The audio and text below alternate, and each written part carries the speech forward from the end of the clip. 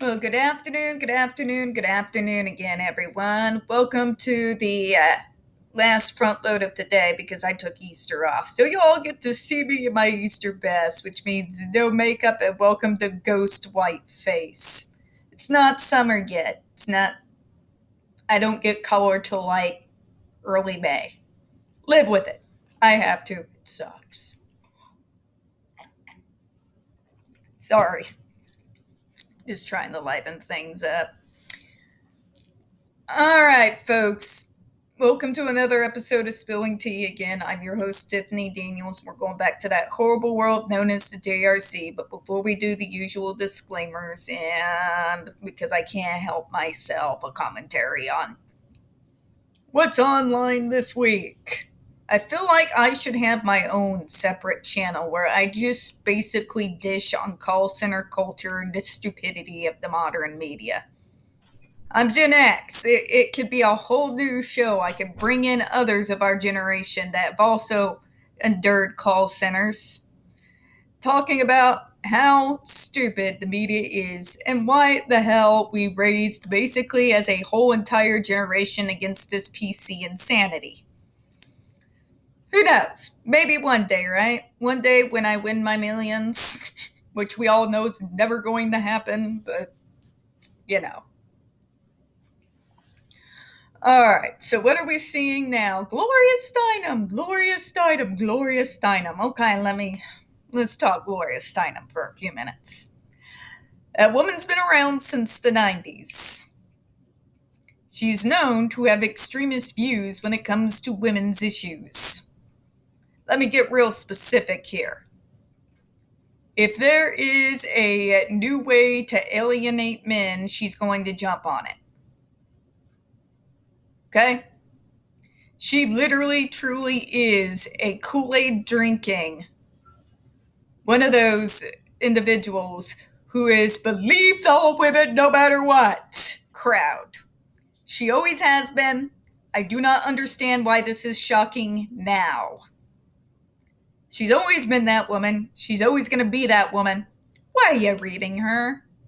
Why are you watching her? She's been the same as she's always been. This is why logical people get smart TVs, so we don't have to sit there and watch stupid bull. Okay? But she's on Megan's side or Amber's. I don't care. She's always been the same. Okay? There are individuals out there who have drunk the Kool-Aid, and they drank the Kool-Aid a very long time ago. At this point in their lives, unless there is some kind of divine intervention, they're not suddenly gonna change now. I don't feel the need to fight such individuals. I just feel the need to leave them in their own echo chambers. There are occasions where they have very special brand of stupidity that I just can't help but insert myself and be the smartass that kind of raised by my brother to be. Well, my brother didn't raise me. I just spent a lot of time with him as a kid. And his smartass like behavior made an impression on young me, and voila, I guess, right? Don't be shocked when these individuals act the same way that they've always acted. If it is bothering you, turn them off. If they do utter something so mind-numbingly stupid that you feel the need to comment, please feel free to do so. I certainly do. Have and will continue to do so. But don't take anything that they say to heart. Okay? They are never going to believe us. They are never going to actually have a nice hard think about situations. You know what I'm saying here, right? These are not icons of critical thought or logic. All right? The few that are still around, well, they're obviously on my TL, aren't they? Okay? Do what I do. When you see those ghosts of Christmas past, just block them. It has made my life a lot easier to not be bombarded with their level of stupid. Because those of us who work out there in the real world, whether you're a call center, hard labor, the office, whatever you do, we're bombarded with special levels of stupid every single day of our lives. If we are disabled, we get to deal with that in stereo and turned to 11, to quote Spinal Tap. If there is a situation like in social media where you can block certain levels of stupid to at least have one area of your life devoid of their innate prattlings, just do so. Okay? Because these individuals are never going to change. You can provide unfettered, absolute evidence. Hear me. This is coming from an individual who's fought the JRC for the entirety of my adult life. You can have a surveillance video, like with Andre McCollins, and played it in front of them. And yeah, folks. So for your sake of your sanity. All right, now to the disclaimers. In the description box, you're going to find a link to the article that the Judge Rotenberg Educational Center doesn't want you to read. It's written by NeuroClastic, a small non-for-profit started by autistics for autistics, wherein they interviewed and surveyed over 900 ABA professionals in regards to the JRC's so-called behavior modification program. Matter of fact, the JRC doesn't want you to read this article so much they have threatened NeuroClastic with a defamation lawsuit if they did not remove it from the website. Well, NeuroClastic has refused, so please read that article and share it on all your social media. You're going to see linked in there NeuroClastic's public statement regards to the defamation lawsuit threat, as well as a link to their GoFundMe. We are crowdfunding, folks, in case the JRC actually has the cojones to see through with their threat. We also have linked in there the Ozark's first article regards to Agape Boarding School / now known as Stone for Help Boarding School.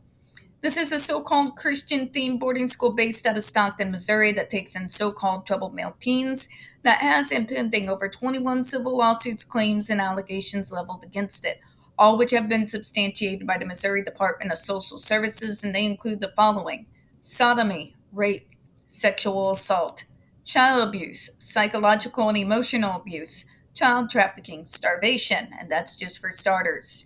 You have one former staff member arrested by the FBI, another doctor still on the premises with full access to the boys up on multiple, again, substantiated claims of sodomy, rape, and sexual assault. The boys there. You have an attorney general too busy making up things with Photoshop, when it comes to drag queens, that is, to actually chase the actual proven pedophiles in this state, and you've got a governor that should be studied by science. So send help, and folks, please share that article all over your social media. We got the ever-present, also pertinent links to the Stop the Shocks campaign, including Autistic Hoya's massive archive on the subject, Jennifer Masumba's behavioral sheet of shockable offenses, a clip out of the 7-hour ordeal undergone by Andre McCollins back in 2002, the templates, and the ever-present self-explanatory change.org Shut the Judge Rotenberg Center Down petition. When we discuss the JRC, you're going to hear vivid descriptions of and catch clips of surveillance footage of peoples with disabilities being tortured and abused. If you got young children present, folks, please use your headphones. This channel is marked not for children for a reason. We do use profanity on occasion, and we speak on dark subjects. If your child is 16 and younger and they are watching this, very obviously parental supervision is very much advised. Trigger warning, we are about to once again descend into the mad ravings of the lunatic mind known as Dr. Matthew Israel. You're going to hear gaslighting, victim blaming, abuse and torture apologencia, pseudoscience and lies, all from a man with a massive ego and an even larger God complex. So folks, as always, square your shoulders, prepare yourself for the stupid, alright?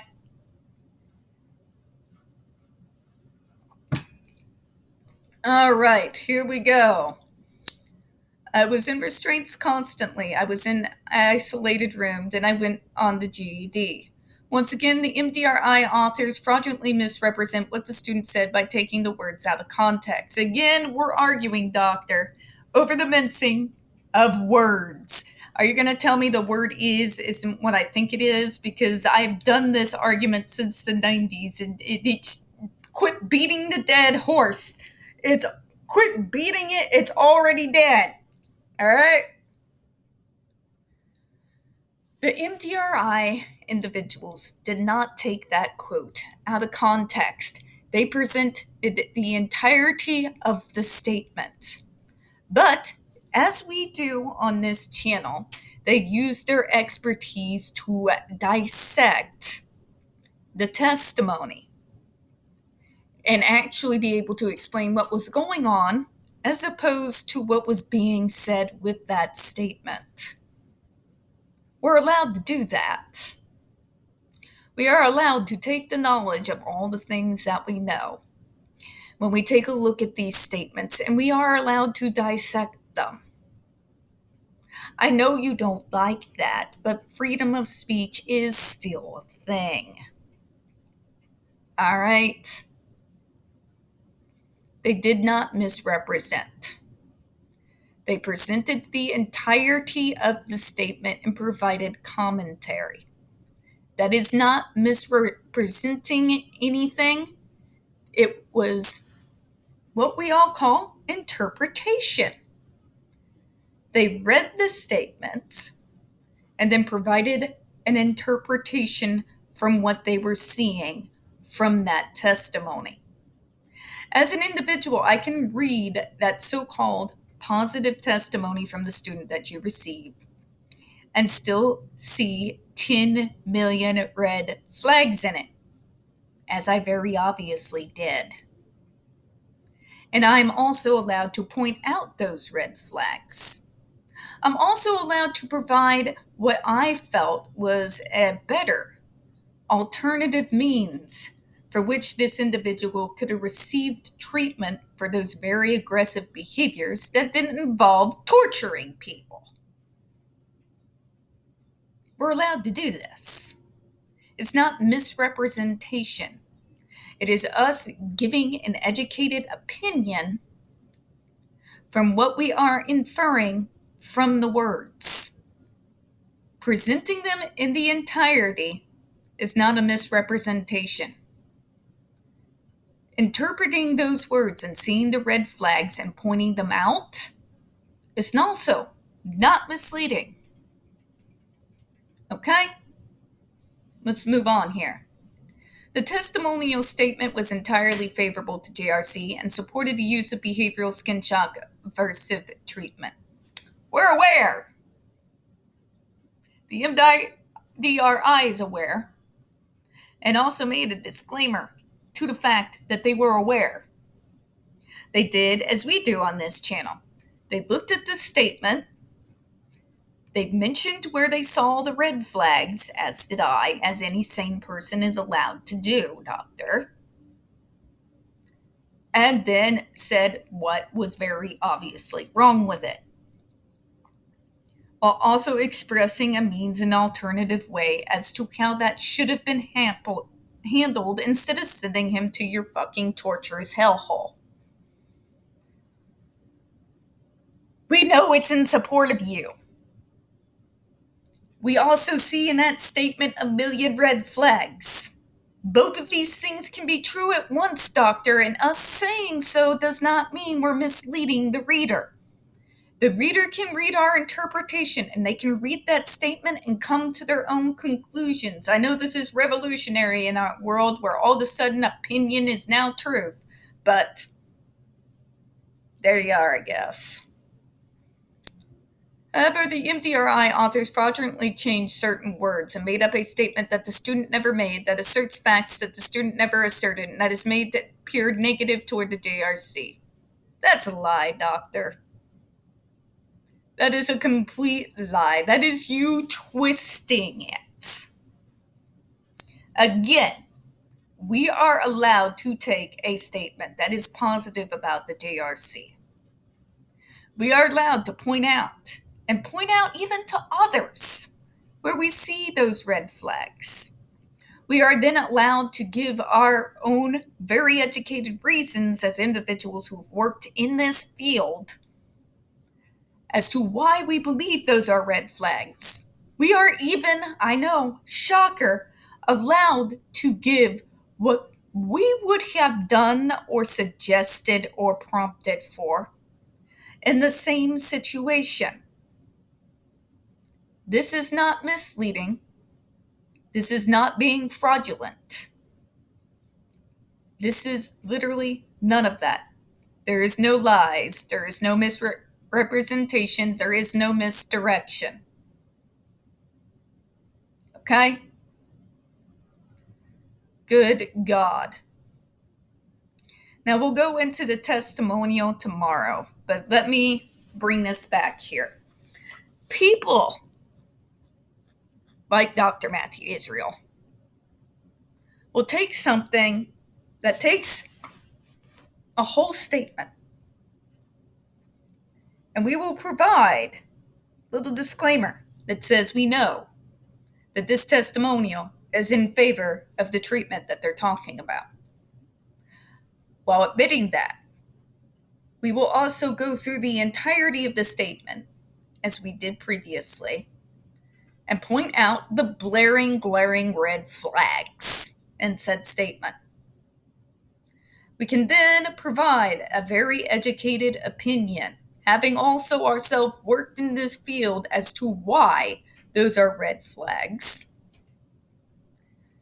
And the fact that, once again, because of how you do things, the underlying issues that are causing the behavior, because remember, folks, how many times have I said this? Behavior is communication.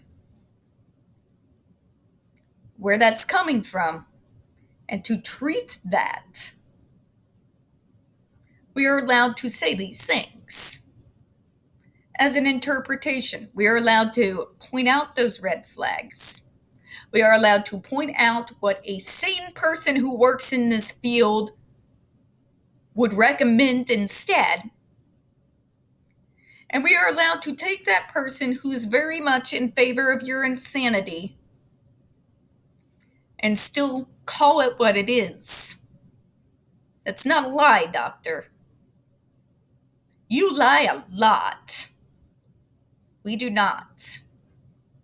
And just because you do not like an interpretation of what you get up to, just because you disagree with an interpretation over a statement that your student made, does not mean you get to misrepresent and twist us and what we put out there and what we're saying. And one of the reasons why you hate us autistics so damn much is not only will we clear the air, we will then go ahead and present the receipts.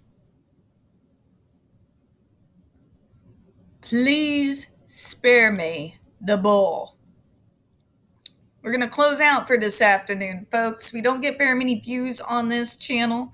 The few that we do tend to get removed from time to time. So please don't forget to hit the like button, hit subscribe, and of course, don't forget to hit those comments. I do appreciate your time. And as always, folks, we here at Spilling Tea do hope you have a good one. I will be seeing y'all next time. Bye-bye.